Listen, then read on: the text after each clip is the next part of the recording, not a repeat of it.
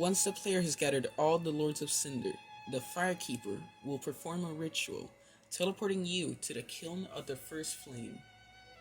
The Kiln of the First Flame is where lies the First Flame and its guardian, the Soul of Cinder, an entity that defends the First Flame from the Ancient One to ensure only the strong can relink the fire. The Soul of Cinder is an amalgamation of previous Lords of Cinder, such as Lord Gwyn and the Chosen Undead, and every other character and player who has ever linked the First Flame. This is confirmed by the description from the Soul of the Lords. Since Lord Gwyn, the first Lord of Cinder, many exalted lords have linked the First Flame, and it is their very souls that have manifested themselves as defender of the flame. The significance here is that it links all three games together and shows that what you did in the previous games didn't matter, a fitting theme throughout all of the Soul series. Phase 1 is it calling upon the experience of past individuals to link the fire. This technically includes your character from Dark Souls 1 and 2. That's why it can use sorcery, pyromancy, miracles, and a variety of weapons. It fights with all the different fighting styles in Phase 1, representing all the different playstyles players use. Phase 2 is where after everything else that the Guardian of the Flame has called upon fails, it falls back to the being who started the cycle, the King of the Gods, Gwyn, Lord of Cinder.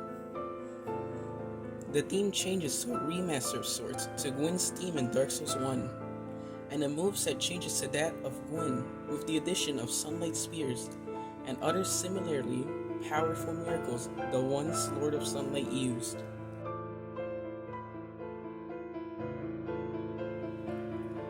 Gwyn, Lord of Cinder, was greatest of the gods and a mighty warrior, known as the Lord of Sunlight, and heeded the efforts to end the Age of Ancients. Leading his knights, he led the gods to victory and oversaw the Age of Fire. However, the flame began to fade. Had the flame guttered out completely, it would have ended the Age of Fire and brought about the Age of Dark. Desperate to ensure that their Age of Fire continued, and afraid of the coming dark, Gwyn was the first to link the flame in an attempt to let the Age of Fire continue. What exactly the term Age of Dark implies is never made explicitly clear in the games. However, it is stated to be a time when the light fades, a Dark Lord is heralded, and humanity dominates the world. Dark Souls is about choosing between fire and dark, nurture versus nature. Fire represents great achievement, civilization, and glory, but also oppression, denial of emotion, and lies.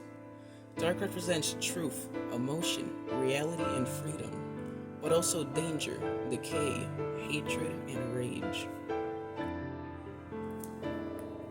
For the players to succeed, however, their determination proves futile anyway, as a cycle eventually begins anew, no matter what. Whether dark or fire, one will be relinked and the other will fade. Hollowing is a reflection on what's life without purpose. But more literally, the undead lose their sanity when they've lost purpose. In that sense, you've lost your life when you don't have a purpose or goal to pursue. When you rest at a bonfire, you're re-strengthened, but enemies respawn in full. Similarly, you can't just stop in the middle of your progress and think everything will remain unchanged. You'll catch up to where you were more easily, sure, but there will still be some progress that you will need to recover. Tragedy may get in the way of reaching it, but it doesn't have to stop you. You can pick up what remains and continue to pursue your journey. Dark Souls is a metaphor for overcoming depression or insanity, as well as the nihilism in the back of all our heads. There's no meaning in the universe, and yet we pursue our goals anyway. Because as humans, we may as well light the fire and carry forward the soul of our humanity.